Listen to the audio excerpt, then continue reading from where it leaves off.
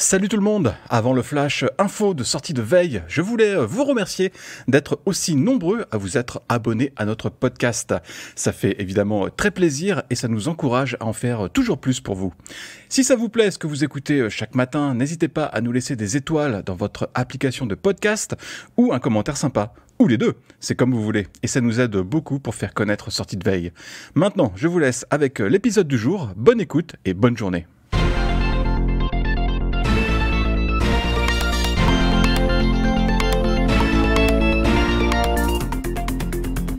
Salut à tous et bienvenue dans Sortie de veille, le podcast quotidien de Mac Génération.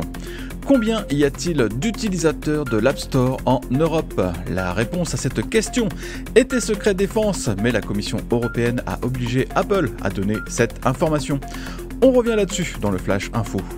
En deuxième partie d'émission, Pierre va mettre le feu à la TNT. Enfin, c'est peut-être pas une bonne idée. Bon, ok, on va surtout parler de télévision et du passage à la 4K en France sur la TNT, bien sûr. Cette chronique est réservée aux membres du club Hygiène, alors abonnez-vous. Nous sommes le mercredi 26 avril. Voici les actus qu'il ne fallait pas manquer ce matin. Apple a fini par cracher sa Valda auprès de la Commission européenne en révélant le nombre d'utilisateurs de l'App Store en Europe.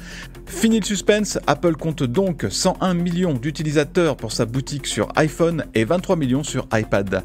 Au passage, ça correspond grosso modo au nombre d'utilisateurs d'iPhone et d'iPad en Europe, vu que l'App Store est quasiment un passage obligé pour utiliser correctement tous ces appareils. On relève aussi qu'il n'y a que 6 millions d'utilisateurs du Mac App Store, mais sur Mac, on peut tout à fait télécharger des apps en dehors de la boutique officielle. Du coup, l'App Store est considéré comme une très grande plateforme en ligne par la Commission européenne, ce qui va l'obliger à respecter les règles de la nouvelle législation sur les services numériques. Le DSA fixe de nouvelles obligations pour ces plateformes en matière de diffusion de contenus illicites, entre autres. Apple avait déjà annoncé que toutes ces plateformes respecteraient le DSA, y compris celles qui comptent moins de 45 millions d'utilisateurs actifs, ce qui est le seuil minimal donné par Bruxelles. L'App Store est certes très fréquenté, mais on est encore très loin de YouTube qui compte plus de 400 millions d'utilisateurs, ou même de Facebook avec 255 millions. Il y a en tout 19 plateformes qui sont concernées par le DSA. Les Chromebooks achetés en masse durant la crise sanitaire s'empilent maintenant dans les décharges. C'est du moins ce qu'a pu constater un organisme américain dédié à l'éducation qui a demandé à Google d'améliorer la durée de vie de ses portables sous Chrome OS. Un des problèmes, c'est justement que le support logiciel n'est pas suffisamment long. Google l'a allongé à 8 ans, mais à partir du moment où l'ordinateur a été homologué par le moteur de recherche. Du coup, les machines achetées d'occasion ou 2 ou 3 ans après cette fameuse homologation sont privées de plusieurs années de mise à jour. L'autre souci est double. La réparabilité des Chromebooks ne fait pas forcément partie du cahier des charges des constructeurs, et puis quand il existe des stocks de composants, ils coûtent assez cher, parfois la moitié du prix de l'ordinateur en lui-même. Du coup, il vaut parfois mieux jeter l'ancien modèle pour en racheter un nouveau tout neuf. Ces problèmes de longévité posent particulièrement problème au sein des écoles américaines qui ont massivement équipé les élèves en Chromebook pour pallier l'absence de cours en présentiel durant la pandémie. Mais voilà, avec le retour à la normale, les écoles se retrouvent avec des piles de Chromebook en panne sans trop savoir quoi en faire. Google a annoncé travailler en amont avec les constructeurs pour améliorer la réparabilité de ces ordinateurs. Le géant General Motors a été très clair en annonçant fin mars que ses futures voitures électriques ne seraient plus compatibles avec CarPlay. Depuis cette annonce tonitruante, aucun autre constructeur automobile n'a embrayé, enfin peut-être à part Rivian qui de toute façon n'a jamais pris en charge CarPlay. Comme une réponse cinglante à GM, Apple a mis à jour la page des voitures compatibles avec CarPlay et on passe de 600 à 800 modèles tranquillou. Difficile de ne pas trouver son bonheur dans cette liste, il y a même des voitures de GM comme quoi on n'est pas rancunier chez Apple.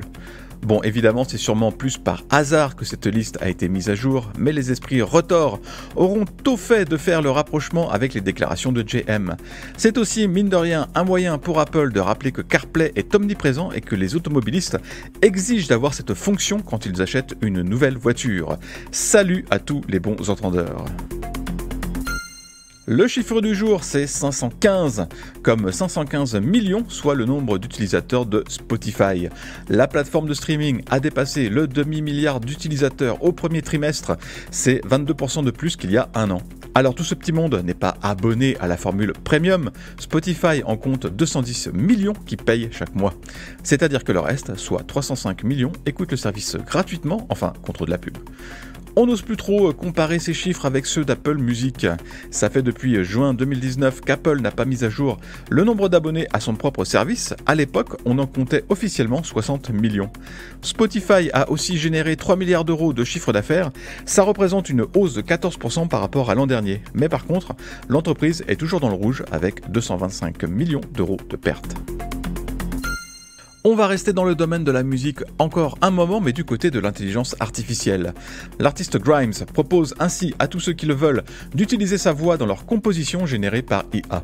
Elle demande simplement 50% des royalties sur les chansons qui seront vendues avec sa voix synthétique, en échange de quoi les tripatouilleurs ne subiront aucune plainte. L'irruption de l'intelligence artificielle dans le secteur musical commence à être très visible. Apple Music, Spotify et d'autres services de streaming ont ainsi retiré de leur catalogue la semaine dernière un morceau réalisé avec les reproductions des voix des chanteurs Drake et The Weeknd.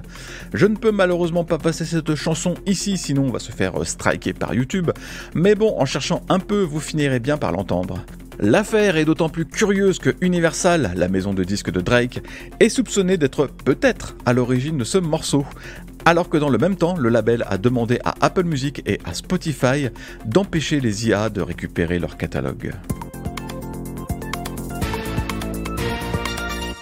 Merci d'avoir écouté le Flash Info de sortie de veille. Si vous voulez écouter l'intégralité du podcast, vous pouvez vous abonner directement sur le Club Hygiène. Ça coûte 4,99€ par mois seulement et vous avez droit à des tas d'autres avantages, comme par exemple l'absence de publicité dans nos applications et à des contenus exclusifs en plus. Rendez-vous sur clubhygiène.fr.